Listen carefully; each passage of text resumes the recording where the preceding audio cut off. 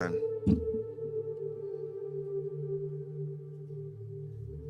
Einstein made a statement. He says that I'm not interested in the phenomenon or that phenomenon.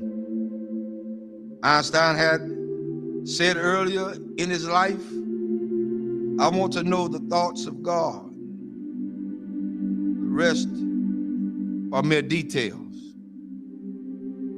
But as he lay there dying in the Princeton hospital, he must have understood that these were secrets that God was clearly keen to hang on to. You know what the secret is? Love.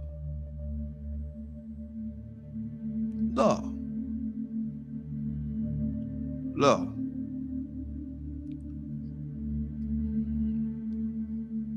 I'm going to share something tonight with everybody, and hopefully it'll hit close to home. To understand the mind of God is to understand the power of love. God is love. 1 John 4:8 says that God is love. Without love, there would be no forgiveness.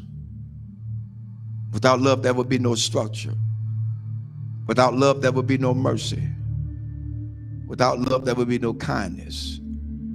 Without love, everything else would go completely out the window. I learned this week. Took some people to let me know that I was still hurting. And I'm gonna let everybody know tonight. This is my reality. Not to slight anybody. A lot of things that I know I hadn't always done right, hadn't been right.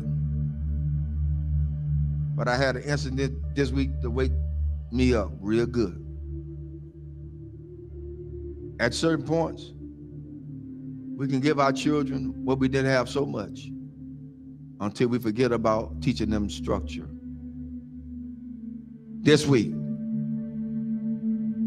I learned at some point you won't be respected. And that's for everybody. You're not going to be respected because they feel the way they feel. They're emotionalized. They're emotional creatures. Therefore, they don't know. But I did the one thing I thought that I would never do. Turn and walk. That's where I was. But I found out that I had a whole halo of hurt that I'd never been released from.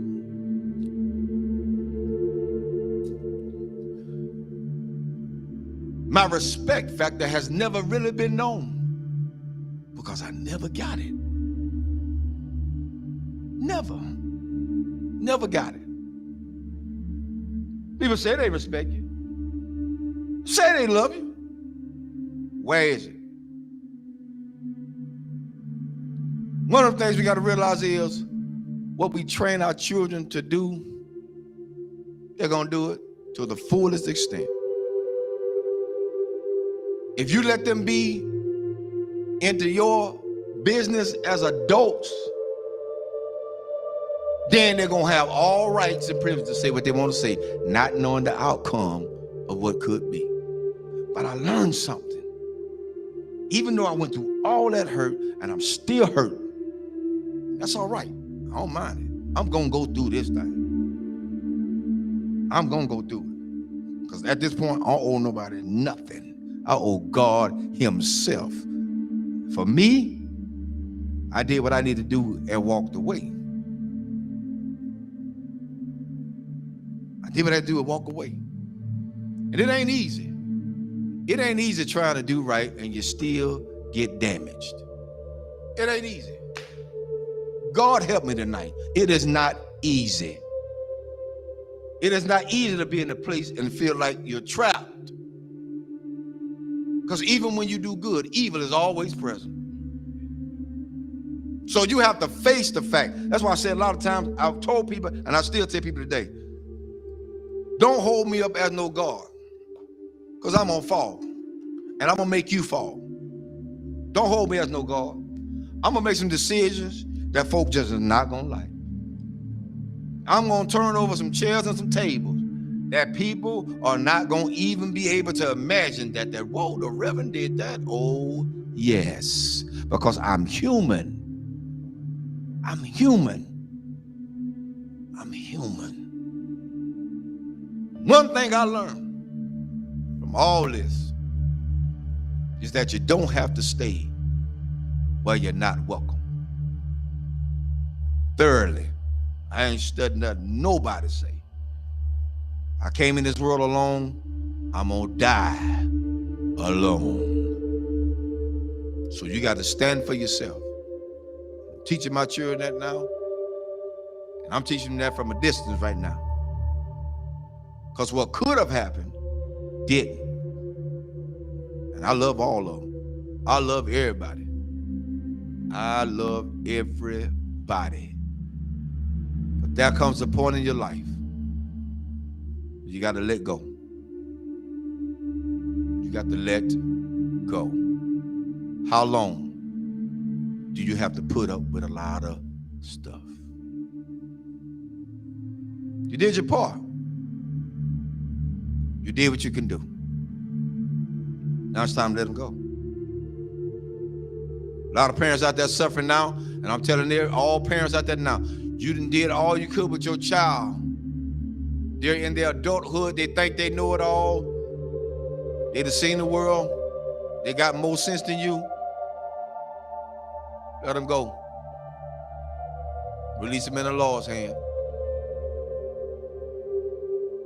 If you get in the way, you get in the way of God's hand. Get out the way. Because whatever God got for them, that's what he's going to get.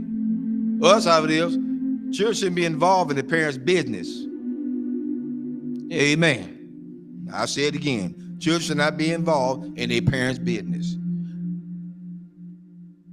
Whatever go on between those two, that's their problem. Not the children. But the children are affected by it. But guess what? It's up to those parents to sit the children down and talk to them together, not apart. Together. Together. You want to stop a whole lot of confusion? Talk about it together. You don't want to break down the communication? Talk about it together.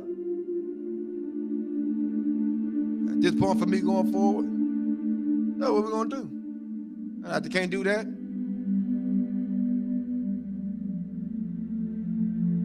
I ain't playing with them. There's a lot you can do. And God help me. I'm strong as an ox. But the Lord is a protector and a shield from everything. And Lord help me, I got the scars to prove it. Cried many a days. But I ain't got to cry no more. My mind's made up.